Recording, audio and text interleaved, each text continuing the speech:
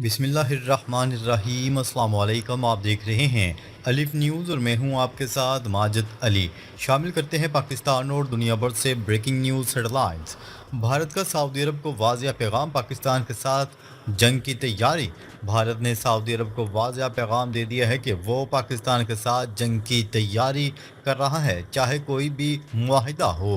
हाल ही में भारत ने अपने अग्नि प्राइम मिसाइल का तजर्बा किया, जिसकी रेंज 2000 किलोमीटर है और ये पाकिस्तान के बड़े शहरों जैसे लाहौर, कराची और इस्लामाबाद को निशाना बनाने की सलाहियत रखते हैं।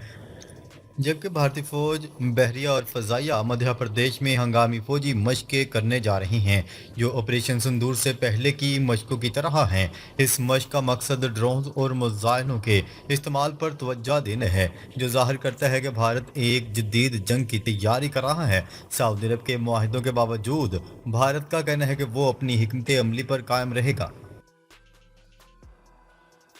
भारत की फौजी मशक़ें, ड्रोन और मिसाइलों पर फोकस। भारत ने मध्य प्रदेश में बड़े पैमाने पर फौजी जंगी मशक़ों का आगाज़ करने का फैसला कर लिया, जिसमें एयरफोर्स, नेवी और आर्मी शामिल होगी। इस बार भारत राफेल तैयारों पर कम इन्हसार करेगा और ड्रोन्स के मुकाबले के लिए एंटी ड्रोन सिस्टम पर तवज्जो देगा।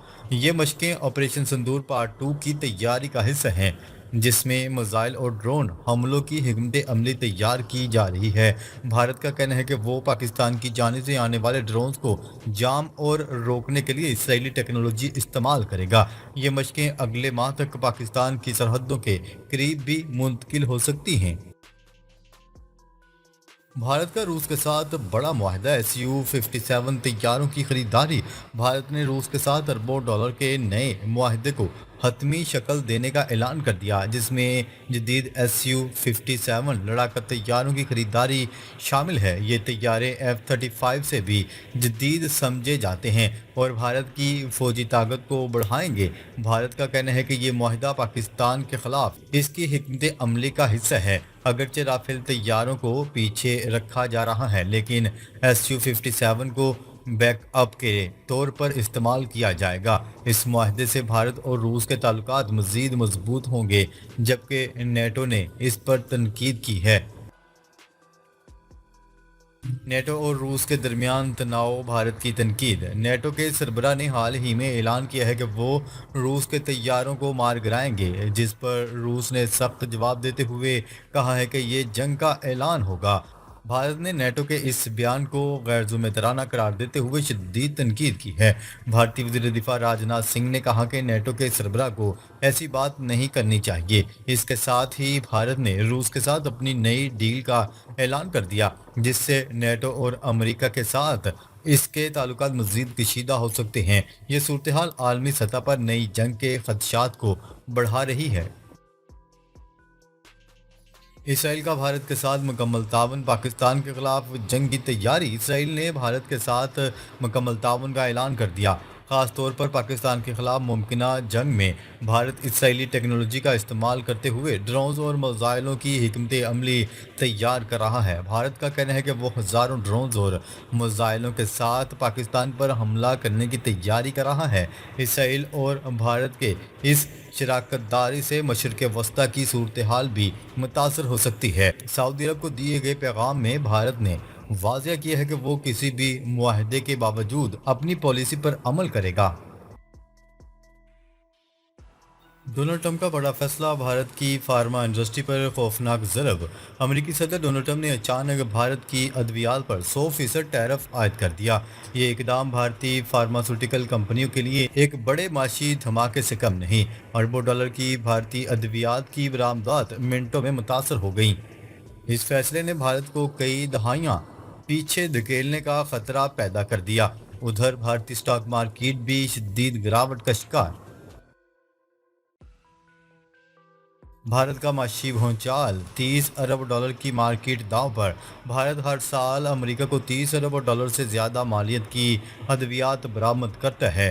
डोनाल्ड ट्रंप के हुक्म से इस मार्केट का 35 से 40% हिस्सा खतरे में पड़ गया, जिसकी वजह से फार्मास्यूटिकल और बड़ी कंपनियों के शेयर्स बुरी तरह गिर गए। फार्मा इंडस्ट्री में लाखों मुलाजमतों पर तलवार लटकने लगी। माशी माहिरीन का कहना है कि यह भारत के तजारती तवाज़ुन को हिला कर रख देगा। नेटो का रूसी तैयारों को गिराने का हुक्म, यूरोपीय सफारतकारों की रूस को सख्तन भी। नेटो ने अपने रुकन ममालिक को हुक्म दिया है कि रूसी जेट्स या ड्रोन्स की फ़ज़ाई हदूद की मज़ीद खिलाफ वर्जी की सूरत में इन्हें फौरी तौर पर गिराने का हुक्म दिया जाए। बरतानवी, फ्रांसीसी और जर्मन सफारतकारों ने मॉस्को में रूस को खुफिया तौर पर खबरदार कर दिया है कि एस्टोनिया की हालिया खिलाफ वर्जी के बाद नेटो मुकम्मल ताकत से जवाब देगा।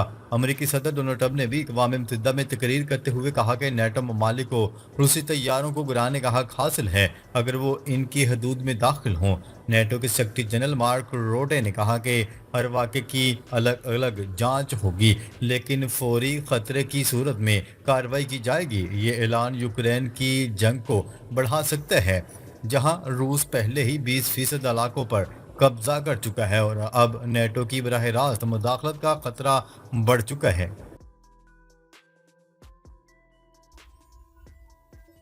पेंटागन का आलमी जर्नैलों की हंगामी मीटिंग का हुक्म, 800 के करीब अफसरान अमरीका तलब।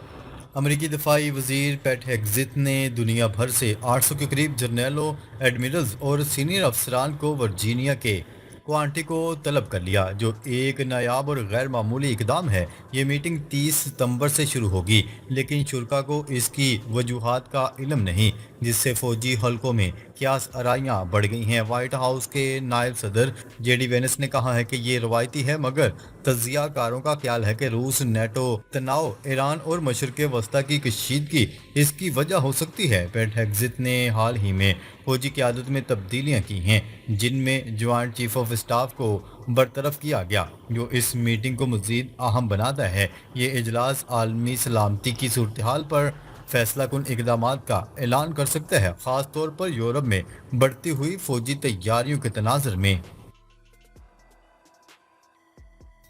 डोनाल्ड ट्रंप से मुलाकात में गजा में इंसानी बहरान फौरी ख़त्म करने पर इतफाक़ हुआ। तुर्की के सदर रजब तैयब एर्दोग़ान ने वाइट हाउस में अमरीकी सदर डोनाल्ड ट्रंप से मुलाकात के बाद अपने बयान में कहा है कि ये एक ऐसी इंतहाई शानदार मुलाकात थी जिसकी अहमियत को किसी तनकीद या इल्ज़ाम से कम नहीं किया जा सकता।